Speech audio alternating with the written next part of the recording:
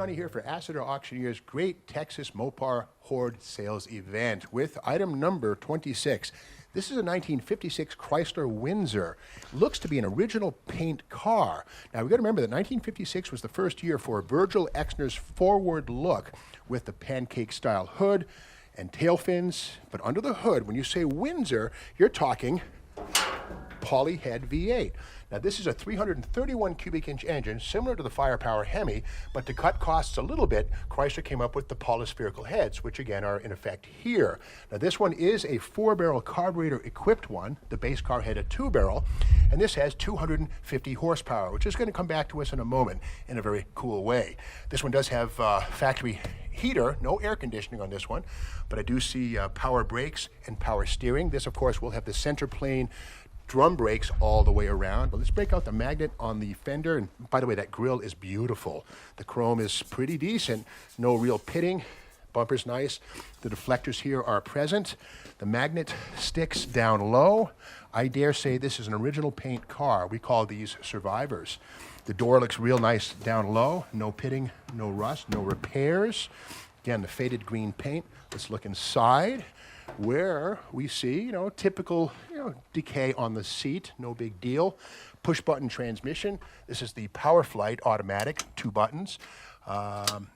Instrument panel looks really, really good. Suicide knob on the wheel here, illegal in some states, but really quite useful in the city for a car of this size.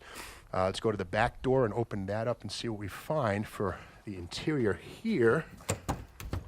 Okay, that's locked, but down low, we do see a little bit of rust here. Again, I'd rather see rust like that than somebody's ham-fisted efforts at patching it up with plastic. This is original rust, as they say. So if you're going to buy this car, you know exactly what you're dealing with. You can fix that at your way. Rear wheel openings are nice. Again, down low, yeah, the usual rust coming through. But again, this is an original paint car. And it's nice and solid with the exception of this area here, and they do sell patch panels for that. Now this is interesting. This here, the 250, this is actually the designation for the 4-barrel version of the 331 engine, which made 250 horsepower. To my knowledge, this is the first time that Chrysler actually identified horsepower on the outside of a car with a metal emblem. Okay, in the trunk, by the way, the taillights are nice. The bumper's sweet, and yes, first year for fins in Chrysler, right here, 1956. I hate to say it, it is a 4-door, maybe not the most desirable body style, but a lot of bars and people will sometimes buy these cars, cut the tail off, use these fins, and put a couch in the middle. Not saying, just saying. Okay, here is the trunk. What do we have in here? Okay, can't open that.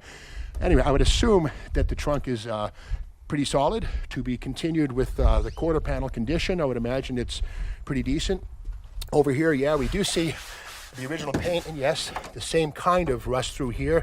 And again, I'd rather see that than putty and filler, because you never know what's really hiding behind that. Back seat area, let's open that up. And again, we have the tattered remains of the original seat, but that's okay. The door panels, the vertical surfaces are very nice. So no need to find those, just clean them up and reuse them. So that's the story of this 1956 Chrysler Windsor, item number 26. Not a bad car. You could either part it out, get it running again, but that's up to you. Bid away.